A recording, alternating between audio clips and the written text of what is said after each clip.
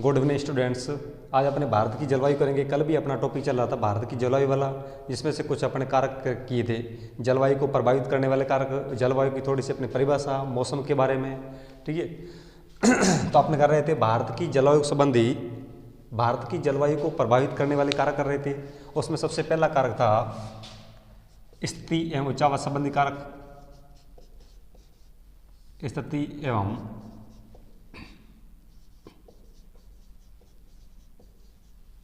उच्चावच संबंधी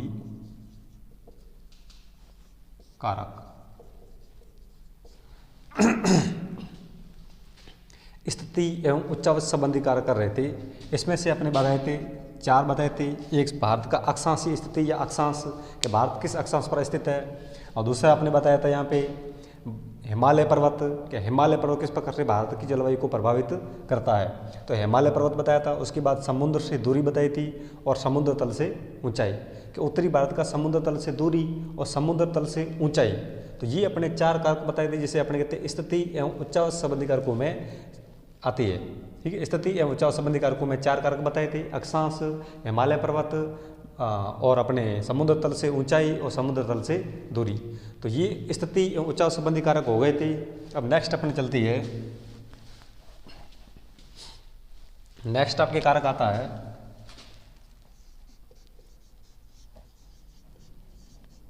वायुदाब एवं पवन संबंधी,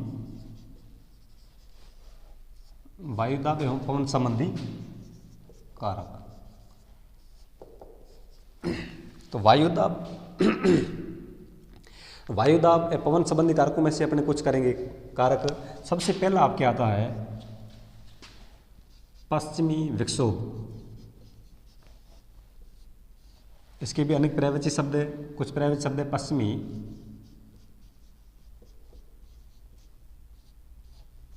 विक्षोभ,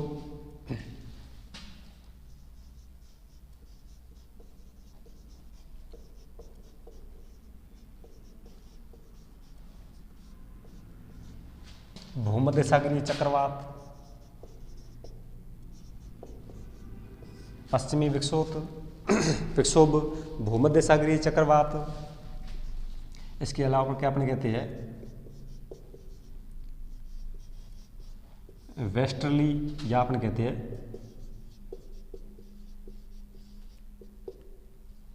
डिस्टर्बेंस। वेस्टर्ली या अपने कहती है डिस्टर्बेंस, वेस्टर्ली अपने कहते हैं डिस्टर्बेंस। ठीक। पश्चिमी विक्षोभ, भूमध्य सागरीय चक्रवात, वेस्टर्ली या डिस्टर्बेंस। तो ये इसकी पर्यायवाची शब्द है। अब ये पश्चिमी विक्षोभ क्या होता है ये अपने पहले समझेंगे, उसके बाद में इसकी परिभाषा लिखेंगे। तो सबसे पहले समझ लो, आपने संपूर्ण विश्व का नक्शा देखा होगा, मानचित्र देखा होगा। तो उसमें से कुछ अपने यहाँ पे देखो, यूरोप होता है। ठीक है। यहाँ आपके यूरोप हो जाता है, यूरोप आ जाता है। उसी प्रकार यहाँ पे आपके अफ्रीका महाद्वीप आ जाता है।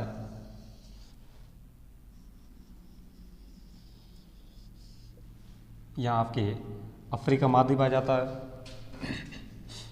उसके बाद यहाँ पे एशिया, और यहाँ पे बीच में अपन ध्यान रखना कैस्पियन सागर आ जाता है। उसके बाद में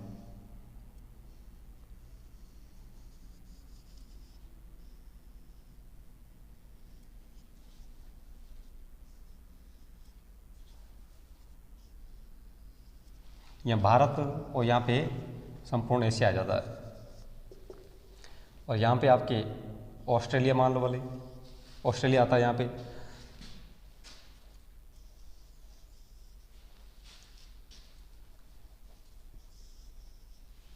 ठीक है। तो यहाँ पर आपकी ये विश्व का मानचित्र आपने देखा होगा। तो यहाँ पे भूमध्य सागर है,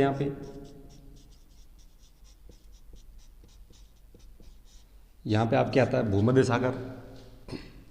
उसी प्रकार से आपकी यहाँ पे आता है फारस की खाड़ी। ये कुछ अपने पॉइंट है जो इसमें पश्चिमी विक्षोभ में आएंगे। फारस की खाड़ी कहते हैं यहाँ पे।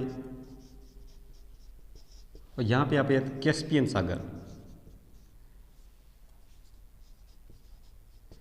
कैस्पियन सागर, और ये आपका इलाका हो गया भारत का।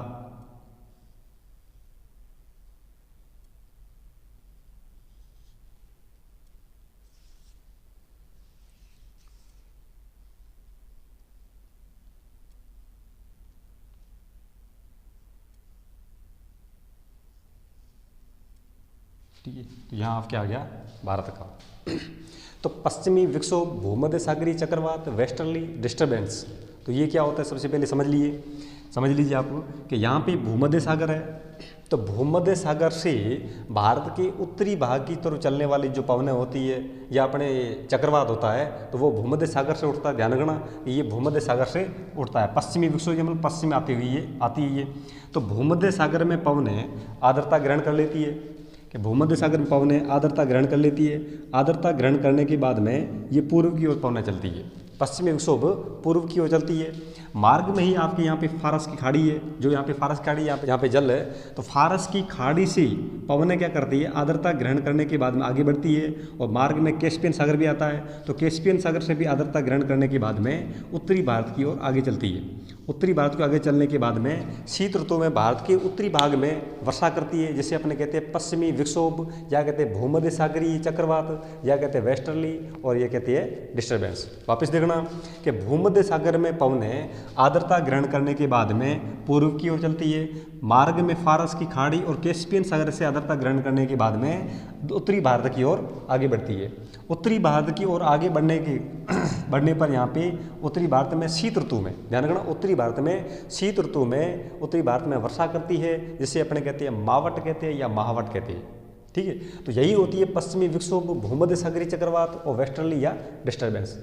वापस से ध्यान देना कि भूमध्य सागर, ये पश्चिमी विक्षोभों की उत्पत्ति का स्रोत क्या है, कि पश्चिमी विक्षोभों की उत्पत्ति का स्रोत है भूमध्य सागर। ठीक है, चक्रवात, भूमध्य सागर चक्रवात। तो पश्चिमी विक्षोभ की उत्पत्ति का स्रोत भूमध्य सागर चक्रवात है। यहाँ पे पवनें आर्द्रता ग्रहण करने के बाद में पूर्व की ओर चलती है। मार्ग में फारस की खाड़ी और कैस्पियन सागर से आर्द्रता ग्रहण करने के बाद में पूर्व की ओर उत्तरी भारत की ओर चलती है। उत्तरी भारत में शीत ऋतु में, उत्तरी भारत में शीत ऋतु में वर्षा कराने में ये सहायक है, जो अपने मावट कहते हैं या महावट कहती है। जैसे अपने रबी की फसल के लिए बहुत ही लाभदायक होती है, जैसे रबी की फसल के जैसे गेहूँ चना वगैरह इनके लिए सहायक होती है। तो इसे अपने कहती है मावट कहते हैं या महावट कहते हैं। आपके इसमें प्रश्न बनता है कि मावट किस पवनों से होता है, तो अपने कहते हैं पश्चिमी विक्षोभों से या भूमध्य सागरीय चक्रवात से, वेस्टर्ली या डिस्टर्बेंस से होता है। तो मावट कहाँ से आती है, भूमध्य सागर से उठती है, जो अपने आगे बढ़ती हुई उत्तरी भारत में वर्षा करती है। तो पश्चिमी विक्षोभ क्या करती है, वर्षा कराने में ये सहायक है। तो ये हो गया आपकी कि पश्चिमी विक्षोभ, भूमध्य सागरीय चक्रवात है, वेस्टर्ली। अब अपने इसकी परिभाषा लिखेंगे। ये एक नक्शा बना लेना एक बार, और उसमें ध्यान से देखना भूमध्य सागर, फारस की खाड़ी, कैस्पियन सागर और उत्तरी भारत में वर्षा करती है। तो ये आपके पश्चिमी विक्षोभ। अब अपने लिखो शीत ऋतु में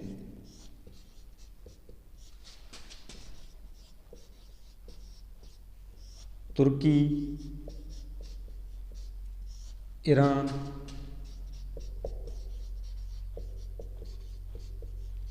पाकिस्तान एवं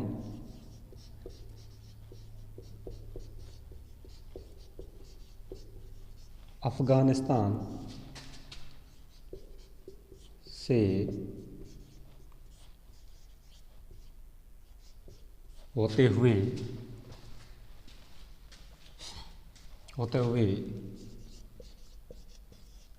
उत्तरी भारत में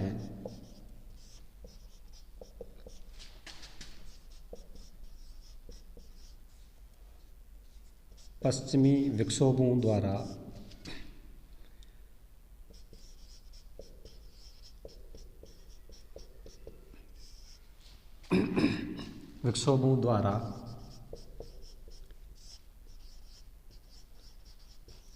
हल्की वर्षा होती है,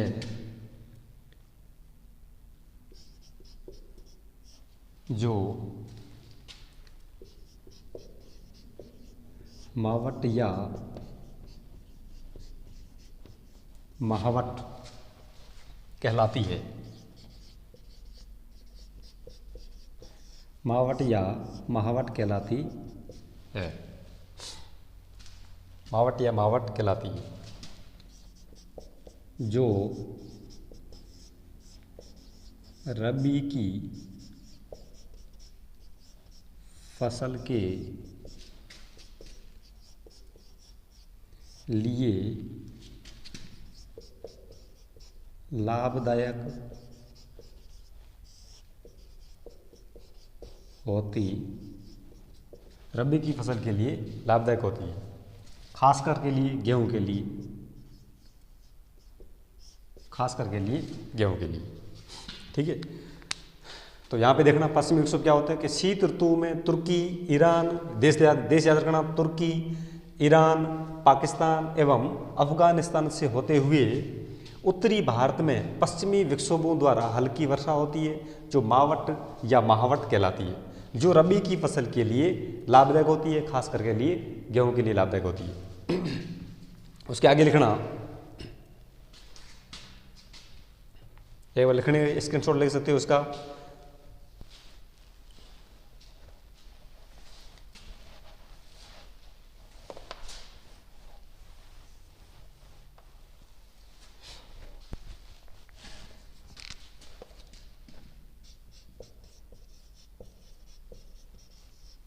पश्चिमी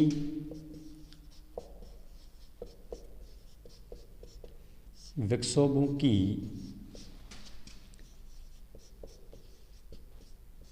आर्द्रता का स्रोत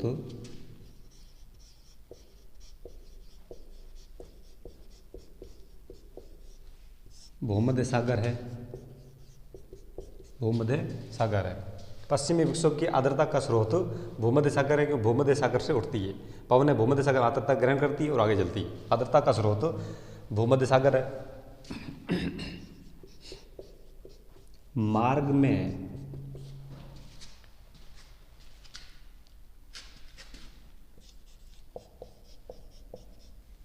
फारस की खाड़ी व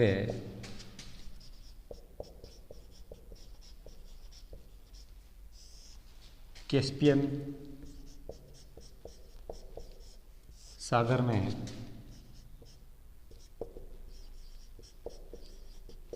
आर्द्रता में वृद्धि होती है, पश्चिमी विक्षोभों की आर्द्रता का स्रोत भूमध्य सागर है। मार्ग में फारस की खाड़ी व कैस्पियन सागर में आर्द्रता में वृद्धि होती है। कैस्पियन सागर आर्द्रता में वृद्धि होती है,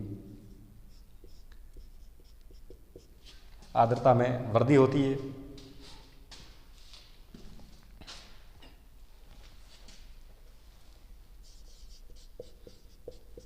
आगे चलकर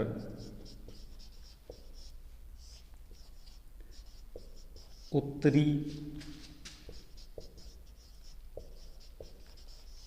पश्चिमी भारत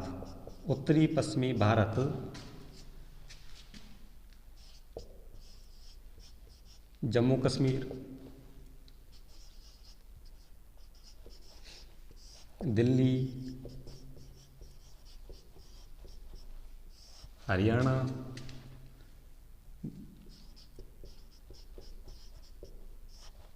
पंजाब,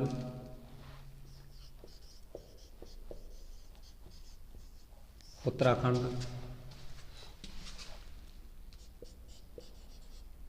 हिमाचल प्रदेश, पश्चिमी उत्तर प्रदेश, ध्यान रखना पश्चिमी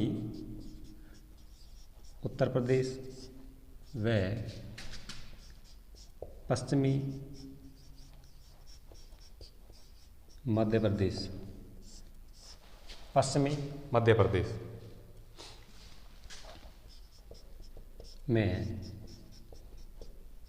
वर्षा होती है, पश्चिम मध्य प्रदेश में वर्षा होती है।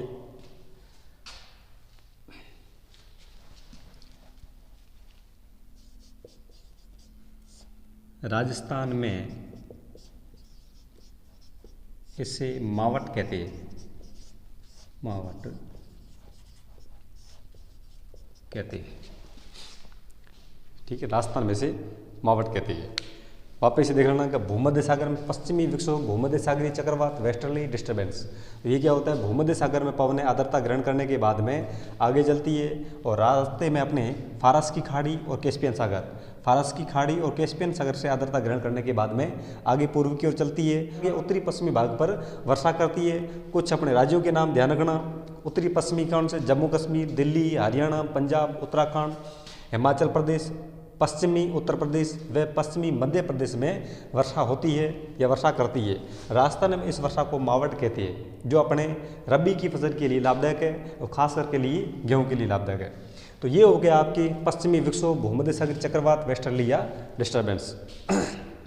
बहुत ही सरल है, ये आप उतार लेना या स्क्रीनशॉट लेके बाद में उतार लेना।